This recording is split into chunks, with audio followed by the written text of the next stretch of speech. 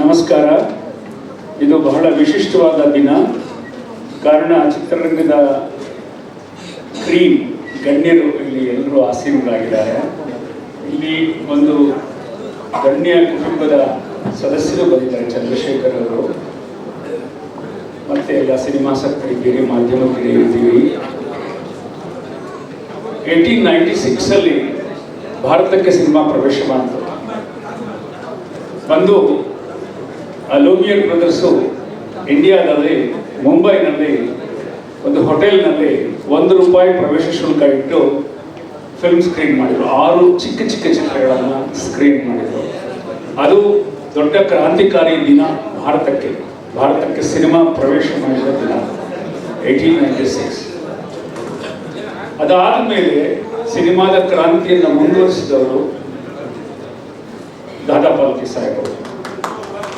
1913 ರಾಜ ಹರಿಶ್ಚಂದ್ರ ಅವರು ಮೊದಲು ಸಿನಿಮಾ ಮಾಡ್ತಾರೆ. ಅನಂತರ ಈಗಾಗಲೇ ನಮ್ಮ ನಿರೂಪಕಿಯವರು ಹೇಳಿದ ಹಾಗೆ ಲಂಕಾದಹನ ಮತ್ತು ದೊಡ್ಡ ದೊಡ್ಡ ಚಿತ್ರಗಳು ಸುಮಾರು 97 ಸಿನಿಮಾಗಳನ್ನು ದಾದಾ ಪಾಲ್ಕೆ ಅವರು ಮಾಡಿದರು. ಅದಕ್ಕೋಸ್ಕರ ಅವ್ರನ್ನ ಫಾದರ್ ಆಫ್ ಇಂಡಿಯನ್ ಸಿನಿಮಾ, ಭಾರತದ ಸಿನಿಮಾದ ಪಿತಾಮಹ ಅಂತ ಕರೀತಾರೆ. ಆ ಪಿತಾಮಹರ ಕುಟುಂಬದಿಂದ ಇವತ್ತು ನಮಗೆ ಚಂದ್ರಶೇಖರ್ ಜಿ ಅವರು ಅವ್ರ ಕುಟುಂಬ ಬಂದಿದೆ. So Dada Phalke is a great iconic person of Indian cinema, father of Indian cinema. We are happy to receive their family members here. We are so lucky to be part of this event. ಯಾಕಂದರೆ 1896 ಆದದ್ದನ್ನು ಕೇವಲ ಒಂದೂವರೆ ದಶಕದಲ್ಲಿ Indian ಸಿನಿಮಾನ professional ಆಗಿ start ಮಾಡ್ತಕ್ಕಂಥದ್ದವರು Raja Harishchandra, first mythological full length feature film. ಅದು ನಾವು ಗಮನಿಸಬೇಕು.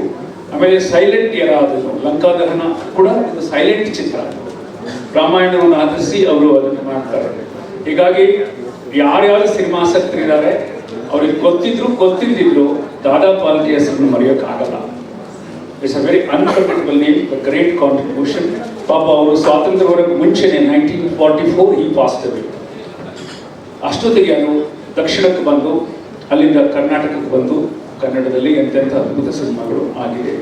ಹೀಗಾಗಿ ಈ ಪ್ರಶಸ್ತಿ ಕೊಡೋದು ತಗೊಳ್ಳೋದು ನಮ್ಮ ಬಸವರಾಜ್ ಅವರ ಪ್ರೀತಿ, ಇದಕ್ಕೆಲ್ಲದಕ್ಕೂ ವಂದಿಸ್ತಾ ಈ ನೆಪದಲ್ಲಿ ಈ ಕುಟುಂಬದ ಸದಸ್ಯರನ್ನು ನೋಡುವಂಥ ಅವಕಾಶ ನಮಗೆಲ್ಲ ಬಂತಲ್ಲ ಅಂತ ಹೇಳಿ ವೆರಿ ವೆರಿ ಹ್ಯಾಪಿ.